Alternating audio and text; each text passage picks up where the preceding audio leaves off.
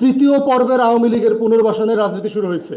সেইটার নাম হলো আওয়ামী জাতীয় পার্টির রাজনীতি। সেটা কি জিনিস তো বুঝতে পারছেন না? আওয়ামী লীগকে পুনর্বাসন করেছে বাংলাদেশের সব রাজনৈতিক দল, এটা আমি বারবার বলেছি।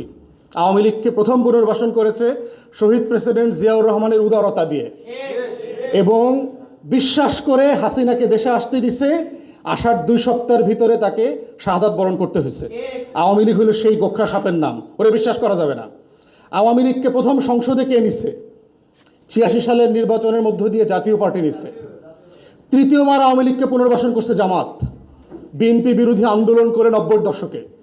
তাকে ক্ষমতায় নেয়ার ব্যবস্থা করছে 21 বছর পরে।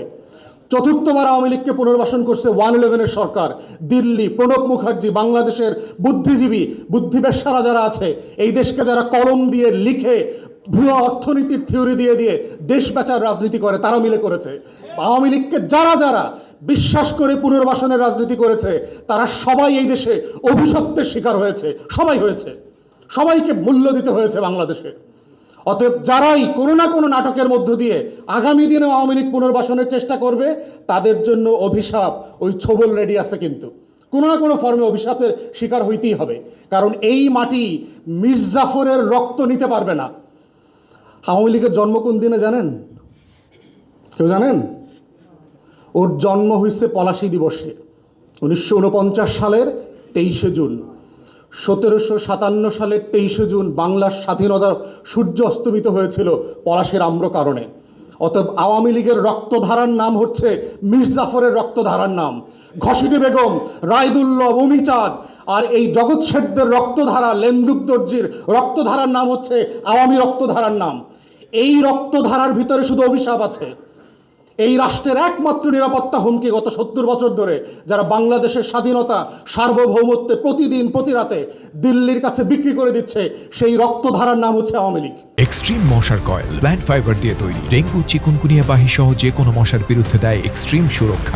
অতএব সেই ধারাকে কোনোভাবে কোনো নামে ব্যানারে পুনর্বাসনের রাজনীতির বয়ান যারা তৈরি করছে, তারা আসলে দিল্লির আধিপত্যবাদকে ফিরায় নিয়ে আসছে। এবং এইটার এখন তৃতীয় ভাষণ আপনারা দেখতে পাচ্ছেন, জাতীয় পার্টির নামে চলছে। এবং এরা কিন্তু ভাই বোনের রাজনীতি করে, দেখবেন একজন যখন বিপদে পড়ে আরেকজন আগায় আসে। দেখবেন যখন আওয়ামী লীগ বিপদে পড়ছে, জাতীয় পার্টি আগায় আসছে।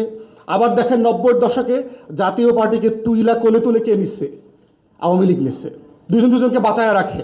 অথবা এখন বিপদে পড়ছে আওয়ামী লীগ, বাঁচায় রাখার দায়িত্ব নিছে হইলো ওই যে সুইমিংয়ে নামার সময় দেখছেন না, একটা গোল জিনিস পরা লাগে, লাল জিনিস পরা লাগে, দেখছেন আপনারা? পানিতে যখন নামছেন, ওইটা হইলো হেরা ভাই বোনরা মিল্লা জিল্লা পরে, যে যখন পানিতে নামে আরেকজনের জড়ায় ধরে।